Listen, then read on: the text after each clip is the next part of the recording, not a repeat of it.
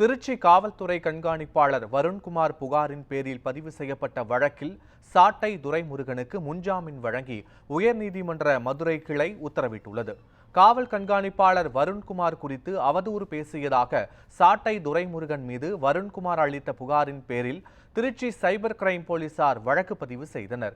இந்த வழக்கு தொடர்பாக முன்ஜாமீன் கேட்டு சாட்டை துரைமுருகன் உயர்நீதிமன்ற மதுரை கிளையில் மனு தாக்கல் செய்தார்.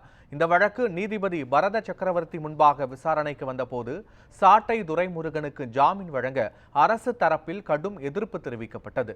இதற்கு எதிர்ப்பு தெரிவித்து வாதிட்ட சாட்டை துரைமுருகன் தரப்பு சில நெட்டிசன்கள் வருண்குமார் குறித்து சமூக வலைதளங்களில் பதிவு செய்ததற்கு மனுதாரர் பொறுப்பு இல்லை என வாதிட்டார். இருதரப்பு வாதங்களையும் கேட்ட நீதிபதி சாட்டை துரைமுருகனுக்கு முன்ஜாமீன் வழங்கி காவல்துறை அதிகாரிகள் குறித்து தவறாக பதிவிட்ட நெட்டிசன்கள் மீது நடவடிக்கை எடுக்க வேண்டும் என உத்தரவிட்டார்.